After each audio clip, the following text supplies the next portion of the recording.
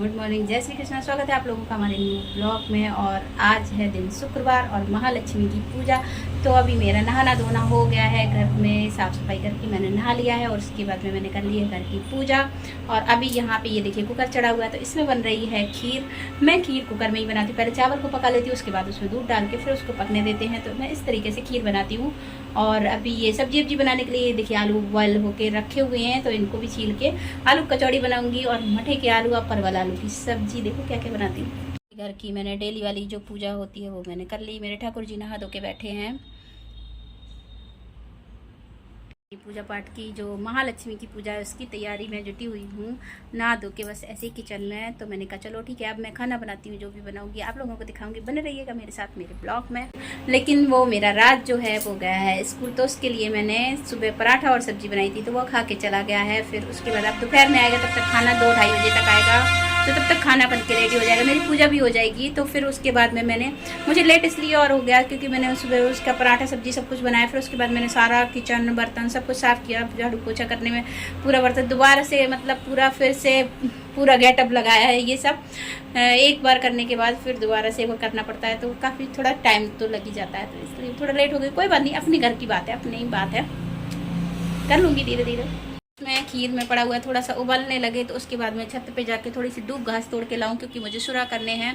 और जो ऐसे करके करते हैं, एक जनेऊसा बनाना है 16 गांठ वाला, उसमें बांधेंगे 16 दूब की घास और उससे मैं सुरा करूंगी। मुझे पूरा क्लियर कहना नहीं आता है, पर कहूँगी, देखूँगी क्या कह पाती हूँ। खीर बन के हो गई है कंप्लीट, तो अब इसको कर देंगे बंद। और ये मैं चीनी वाला सिरप घोल रही हूँ, क्योंकि अभी मीठे पूड़ी पुआ और माता जी का श्रृंगार इसी के मीठे भी वाले आटे से बनाया जाता है। जब तक यहाँ मेरी एक साइड में सब्जी भी पक रही है। ये देखिए कचौड़ी के लिए भी भरता बनाने जा रहे हैं, इसमें सारा मसाला मिक्स करके रख दिया। कचौड़ी का ये मैंने भरता बना के अलग रख दिया है। और अब मैंने हाथ धुल के मैंने सोचा कचौड़ी तो बाद में बना लेंगे, वो तो जब ये लोग आएंगे तब बनाएंगे, क्योंकि वो पूजा में तो लगनी नहीं है। तो पूड़ी पुआ पूजा में लगेंगे, तो मैं ये हाथ धुल के फ्रेश पूजा वाला पहले काम करने लगी। मैंने सोचा लाओ पूजा हो जाए। सब्जियां तो बन गई हैं दोनों, खीर भी बन गई। खीर भी थोड़ी पूजा माता रानी को, मतलब मीठा भोजन, भगवान को तो वैसे भी मीठा भोग लगाते हैं, मीठा पसंद है। तो मैंने कहा चलो ठीक है खीर, तो उसी के साथ साथ मैंने सब्ज़ी बना ली। मैंने कहा शायद पूजा में थोड़ी बहुत देर लग जाए, तो इस वजह से क्योंकि ये लोग आ जाएँ, तो ऐसा है कि मतलब खाना भी साथ ही साथ रेडी हो जाएगा। तो ये देखिए मेरे 2 तरीके का आटा लग गया है, फीका और मीठा। और यहाँ पे कढ़ाई में तेल गर्म हो गया है, तो अब मैं अपने गुना और टोप और माता लक्ष्मी माता का श्रृंगार बना ले रही हूँ। श्रृंगार वैसे भी श्रृंगार का सामान चढ़ता है, लेकिन ये वाला भी आटे से भी बनाया जाता है, तो मैं वही दोनों तरीके का बनाने में। और अभी मैं तैयार कर रही हूँ गुना। तो ये मैं बना रही हूँ 16 गांठ का गुना बनता है उसमें। अब मेरे यहाँ तो ऐसे ही होता है, मैं तो ऐसे ही जानती हूँ, पता नहीं सभी के यहाँ की अलग अलग रिवाजें हैं। थोड़ी थोड़ी जगह पे तो भाषाएं चेंज होती हैं, रिवाजें चेंज होती हैं। मेरे यहाँ तो इसी तरीके से होती है। और आप लोगों के यहाँ किस तरीके से होती है, कौन कौन करता है, कौन कौन नहीं करता, कमेंट बॉक्स में ज़रूर बताइएगा। आप लोगों ने मेरे चैनल को सब्सक्राइब नहीं किया तो प्लीज़ सब्सक्राइब कर लीजिए। और ये देखिए मेरा गुना बन के हो गया है तैयार। और ये गुना 2 टोप, मेरे यहाँ 2 हाथी हैं, तो इसलिए मैं 2-2 करती हूँ, नहीं तो 1 हाथी होता तो 1 लोग बनाते हैं, बट मेरे यहाँ 2 हैं तो मैं 2।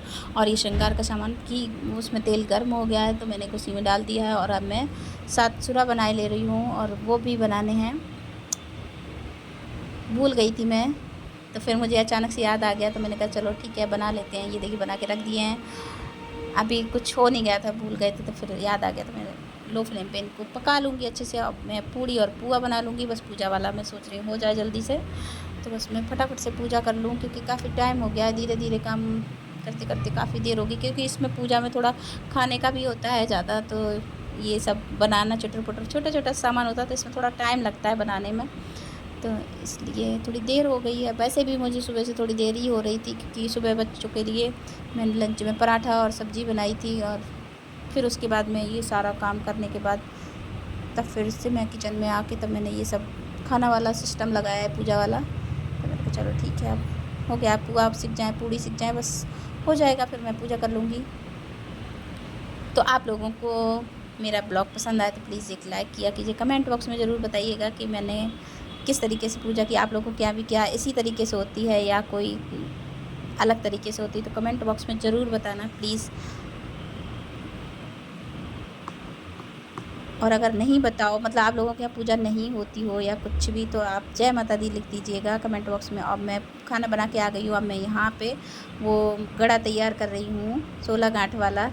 तो मैं सोच रही ना जल्दी जल्दी से, क्योंकि अकेली हूँ करने वाली है, और एक दो लोग और होते हैं तो जब तक कोई खाना बना रहा, कोई ये इस तरीके की पूजा लगा लेता है, तो मैं खुद ही, मुझे ही सारा करना पड़ता है। तो ये 16 गांठ वाला गड़ा बनता है। बाद में इसको हाथ पे बांध लेते हैं, कोई गले में डाल लेता है, कैसे भी कर लेते हैं।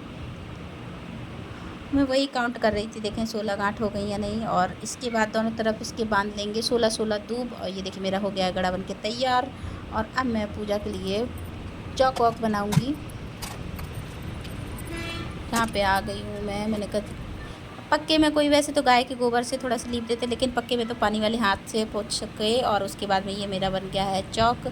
और चौक पे थोड़ा सा डाल देंगे, एकदम वाइट नहीं रखा जाता पूजा वाला, अच्छे वाले काम वाला ऐसे चौक वाइट नहीं रखा जाता। थोड़ा सा सिंदूर या कुछ भी डाल दो, लाल या हल्दी डाल दो, कैसे भी कुछ भी कर लो। और मैंने पाटा रख दिया, पाटा बिछा दिया लाल कपड़ा।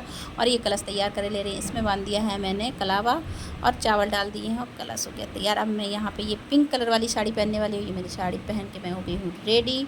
और ये मैं चूड़ी पहने ले रही हूँ। अब मैं थोड़ा चुटर पुटर वाला अपना मुँह का मेकअप भी कर लूँगी, क्योंकि कुछ थोड़ी बहुत पूजा पाठ होती है तो थोड़ा बहुत तो तैयार होना ही पड़ता है। अब साड़ी पहनो तो साड़ी के साथ में चूड़ी भी। और मैं बाल खींच के हो जाऊँगी रेडी। ये देखिए मैं तैयार होके अब ये सुरा करने लगी हूँ। इसमें बड़ा लंबा बोलते हैं, अगर आप लोगों को सुनना हो तो प्लीज़ कमेंट बॉक्स में बताइएगा, मैं आपको बोल के बताऊँगी। और ये मैंने चौक पे हाथी बैठा दिए हैं। और मेरे यहाँ लक्ष्मी माता नहीं बैठाई जाती हैं, तो मैं पहले सोची कि लक्ष्मी माता बैठा लेंगी, तो मेरी अम्मा ने मना की नहीं, ऐसे जो होता है हाथी की, इस दिन ऐरावत हाथी की पूजा होती है। तो वही मैंने लक्ष्मी माता वाली माला बीच में रख दी। और वहाँ पर वही जो गड़ा बनाया था उससे शुरू करके वो भी रख दिया है। और यहाँ पर मैंने दोनों हाथ में बैठा दिया और कलश रख दिया, कलश पे रख दिया है दिया, धूपबत्ती भी जला दी है। और अब यहाँ पे चढ़ा देंगे सारा सामान, श्रृंगार का सामान, ब्लाउज का पीस। और ये हाथी में दो हाथी जो 2 गुना बनाई थी वो 2 टोप, और ये जो सुरा बनाई थी वो भी, और छोटे पुटर वाला जो श्रृंगार का सामान बनाया था और जो लेके भी आए थे वो वाला भी, पूड़ी पुआ सब कुछ ऐसे चढ़ा देते। खीर का भोग कटोरी में खीर रख के ऐसे रख देते हैं। और उसके बाद में सुनेंगी कहानी, तो मैं लक्ष्मी माता की लगा के कहानी बैठ जाती हूँ। तो मैंने कहा अब कहानी सुन लेते हैं।